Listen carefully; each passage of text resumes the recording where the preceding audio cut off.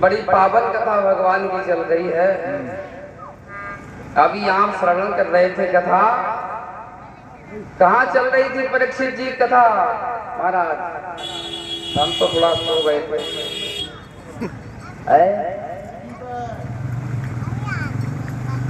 अच्छा, उससे पहले कहाँ चल रही थी?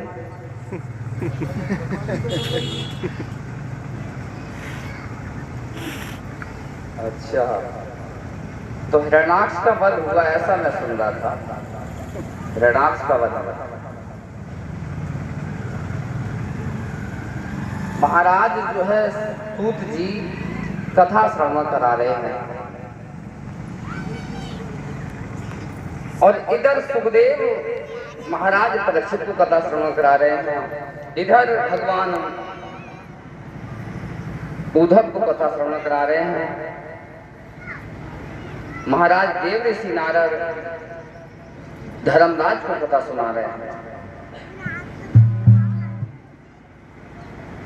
हिरण्याक्ष और हिरण्यकश्यप ये दोनों जुड़वा भाई थे। ये हिरण्याक्ष और हिरण्यकश्यप लोभ के प्रतीक है। बताते हैं हिरण्याक्ष और हिरण्यकश्यप लोभ के प्रतीक है। अब लोभ के कैसे प्रतीक है? ये बढ़ते ही जा रहे हैं, आकाश को चूमने लगे।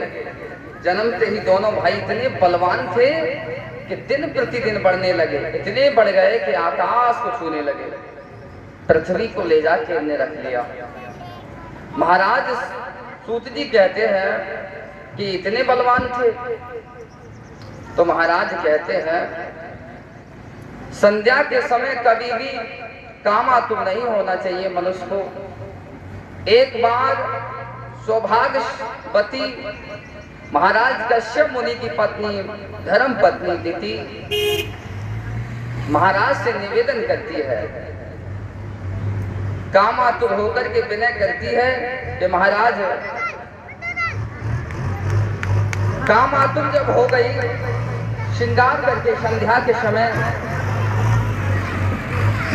संध्या के समय सौभाग्यवती नारी को कभी घर छोड़ के नहीं जाना चाहिए। लेकिन आजकल तो लोग शाम के समय ताला लगा के बाहर जाते हैं। बताया है सौभाग्यवती स्त्री का धर्म है कि संध्या के समय घर में तुलसी जी है तो उनके पास में दीपक चेतन करके रखे, या फिर भगवान की कोई चित्र या मूर्ति हो वहां दीपक प्रज्वलित करके रखे और घर में बैठे। संध्या के समय कहीं भ्रमण करने नहीं जाए। लेकिन आजकल तो शाम के समय ही ताला लग के तब जाते हैं बाहर, दिन में नहीं घूमेंगे। महाराज सूत जी कहते हैं इस कथा का निष्कर्ष देखना। महाराज से कामातुर होती है दिति और महाराज से कहती है महाराज मैं ऐसी संतान चाहती हूं जो देवताओं से भी बलवान हो। महाराज कश्यप मुनि कहने लगे ये समय संध्या का है और इस समय महाराज सूर्य जो बुद्धि के प्रतीक हैं और चंद्रमा मन के प्रतीक हैं। संध्या के समय सूर्य चंद्रमा मंद पड़ जाते हैं, इन दोनों का तेज कम हो जाता है। सूर्य और चंद्रमा मन के जो है स्वामी हैं और सूर्य बुद्धि के स्वामी हैं। ये दोनों ही जब मंद पड़ते हैं उसी समय काम जो है हमारी बुद्धि और मन में प्रवेश करता है। तो संध्या के समय अपने मन में कभी काम मत लाओ, लेकिन संध्या के समय आज कश्यप मुनि की पत्नी दिति अपने मन में काम का भाव जागृत करती है। और बंधुओं, संध्या के समय कोई मन में काम भाव नहीं जागना चाहिए, केवल संध्या के समय ईश्वर का ध्यान होना चाहिए। भागवत ये कहती है, भागवत ये कहती है कि संध्या के समय कहीं मत जाओ।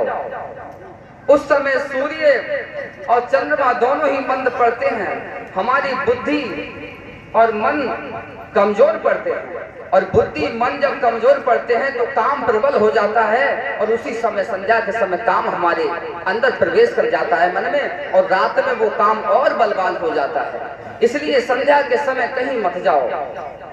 काम पे विजय प्राप्त करना ही तो भक्ति है।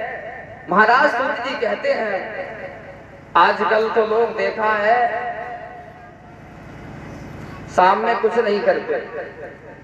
आज शनिवार का दिन है बाबा, ये शनिवार के दिन से भी कथा महत्व रखती है। जो हिरण्याकश्यप की कथा आप सुन रहे हैं, महाराज लक्ष्मी किनकी बहन है? लक्ष्मी जी की बहन का नाम क्या है? ये दो बहनें हैं और दोनों साथ साथ रहती हैं।